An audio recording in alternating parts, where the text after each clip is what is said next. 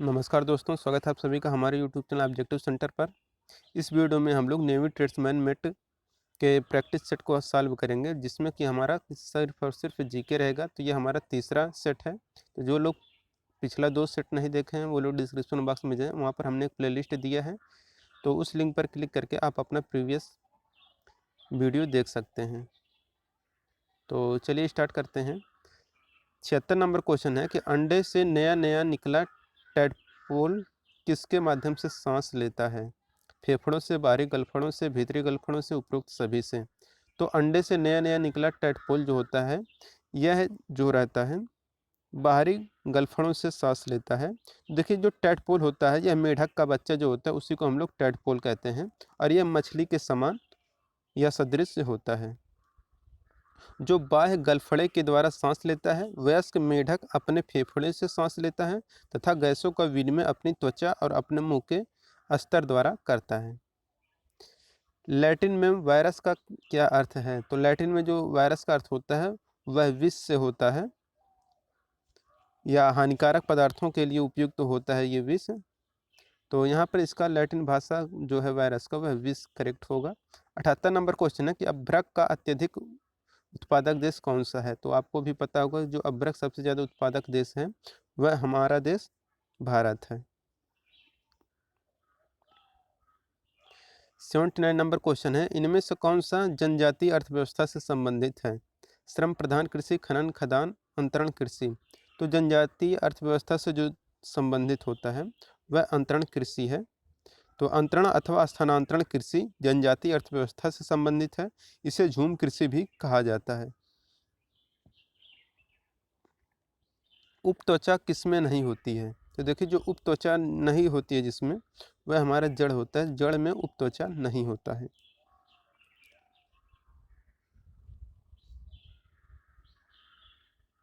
अब है 81 नंबर का क्वेश्चन कि परमाणु ऊर्जा आयोग के अध्यक्ष के रूप में किसने पदभार संभाला है? तो कमलेश नीलकंठ व्यास ने परमाणु ऊर्जा आयोग के अध्यक्ष के रूप में पदभार संभाला है। यहाँ पर इसका डी आंसर करेक्ट होगा। 82 नंबर क्वेश्चन है, सुपर कंडक्टर ऐसे पदार्थ होते हैं जो क्या हो?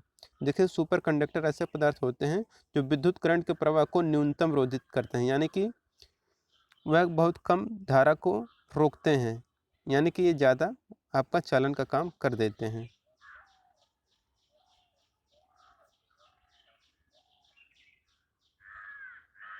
इसके बाद है 83 नंबर का क्वेश्चन, भारत के राजघरानों के राज्यों को विलयन नहीं रहेगा, ये विलय रहेगा। तो भारत के राजघरानों के राज्यों का विलय करने का श्रेय किससे जाता है? तो सरदार वल्लभ भाई पटेल ने भारत के राजघरानों के राज्यों को विलय करने का श्रेय जाता है। तो यहाँ पर इसका ये आंसर करेक्ट हो जाएगा। वेग मापी, जिसे कि हम लोग अंग्रेजी में टैकोमीटर कहते हैं, उसका प्रयोग किसका मापन के लिए हम लोग करते हैं? तो घूर्णन गति को मापने के लिए हम लोग टैकोमीटर का प्रयोग करते हैं। तो 84 का यहाँ पर बी आंसर करेक्ट हो जाएगा। अब है 85 नंबर का क्वेश्चन कि भारत चीन पंचशील संधि पत्र पर कब हस्ताक्षर किया गया था? तो ये जो हस्ताक्षर किया गया था 29 अप्रैल 1954 में किया गया था। तो 29 अप्रैल 1954 में किया गया था। तो यहाँ पर इसका सी आंसर करेक्ट हो जाएगा।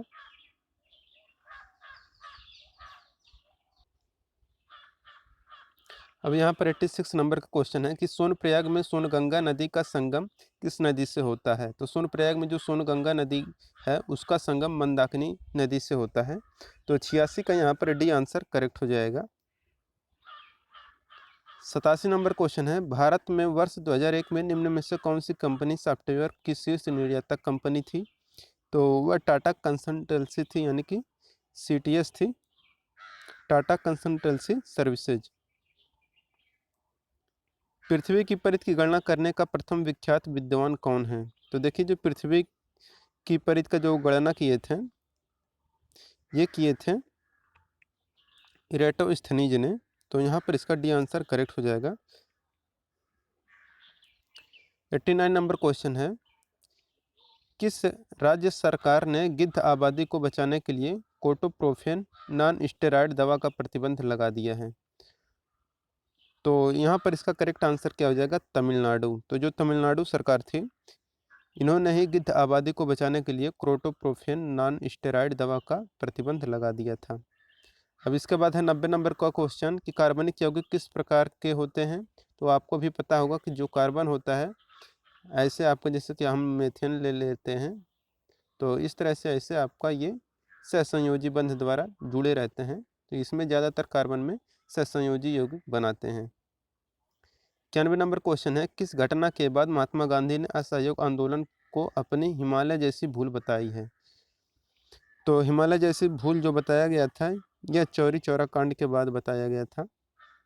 तो चौरी चौरा कांड के बाद महात्मा गांधी ने असहयोग आंदोलन को अपनी हिमालय जैसी भूल बताई थी। 92 नंबर क्वेश्चन है कि ग्रीन हाउस प्रभाव मुख्यतः वायुमंडल में किसकी वृद्धि के कारण होता है। तो ग्रीन हाउस प्रभाव जो मुख्यतः होता है वायुमंडल में, यह कार्बन डाइऑक्साइड यानी कि CO2 के कारण होता है। यहाँ पर इसका डी आंसर करेक्ट हो जाएगा। अब इसके बाद चलते हैं अगले क्वेश्चन पे। 93 नंबर का क्वेश्चन है, पर्यावरण संरक्षण अधिनियम 1986 की धारा 3 के अधीन निम्नलिखित में से किसका वर्णन नहीं है। तो जिसका वर्णन नहीं है वो है आपका ऑप्शन नंबर डी कि पादप किस्म और किसान अधिकार संरक्षण प्राधिकरण। जबकि आपका जैव विविधता प्राधिकरण, तटीय क्षेत्र प्रबंध प्राधिकरण और अधिसूचित पारिस्थितिक संवेदनशील क्षेत्रों की स्थिति और मॉनिटर करने की गठित प्रबंधन, ये सब का वर्णन किया गया है, जबकि इसका वर्णन नहीं किया गया है। यहाँ पर इसका डी आंसर करेक्ट हो जाएगा। 94 नंबर क्वेश्चन है, हरित ब्लॉकों का संबंध किससे है।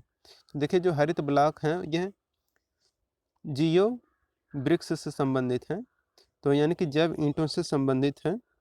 तो यहाँ पर 94 का सी आंसर करेक्ट हो जाएगा, बायोब्रिक्स।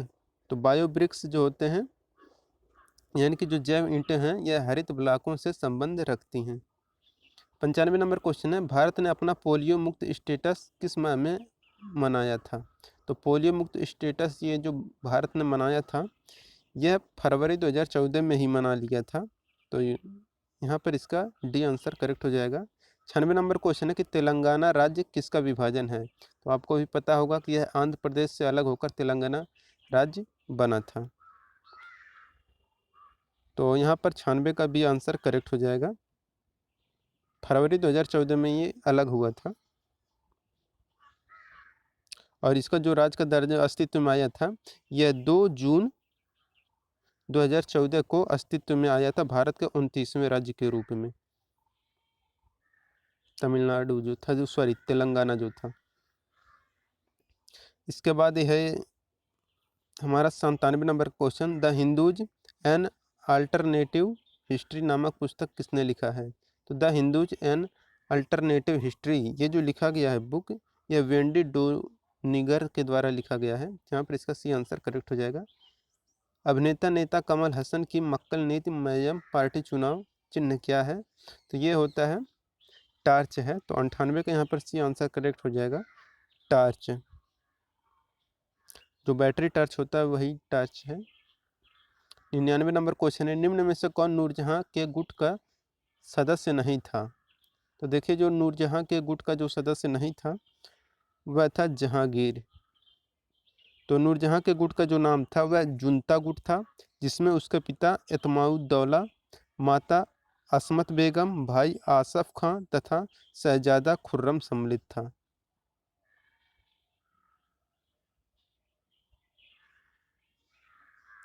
100 नंबर का क्वेश्चन है, भारतीय संविधान के निम्नलिखित में से कौन सा अनुच्छेद राज्यपाल को अध्यादेश जारी करने की शक्ति प्रदान करता है। तो राज्यपाल को अध्यादेश जारी करने की जो शक्ति प्रदान किया जाता है यह अनुच्छेद 213 के तहत किया जाता है। तो यहाँ पर इसका सी आंसर करेक्ट हो जाएगा। बाकी यहाँ पर देखिए जो 214 है, यहाँ पर यह अनुच्छेद प्रत्येक राज्य के लिए एक उच्च न्यायालय होगा, यह 214 में कहा गया है। 212 में है कि राज्य के विधानमंडल की किसी भी कार्रवाई की विधिमान्यता की प्रक्रिया की किसी कथित अनियमितता के आधार पर प्रश्न नहीं किया जाएगा। और इसके बाद जो 208 है यह खंड का है कि इस संविधान के उपबंधों के अधीन रहते हुए राज्य के विधानमंडल का कोई सदन अपनी प्रक्रिया और अपने कार्य संचालन के विनिमय के लिए नियम बना सकेगा। तो अगर ये दोस्तों आपको वीडियो अच्छा लगा हो तो वीडियो को ज़रूर लाइक करें और अपने दोस्तों के साथ शेयर करें। मिलेंगे नेक्स्ट वीडियो में। Thank you.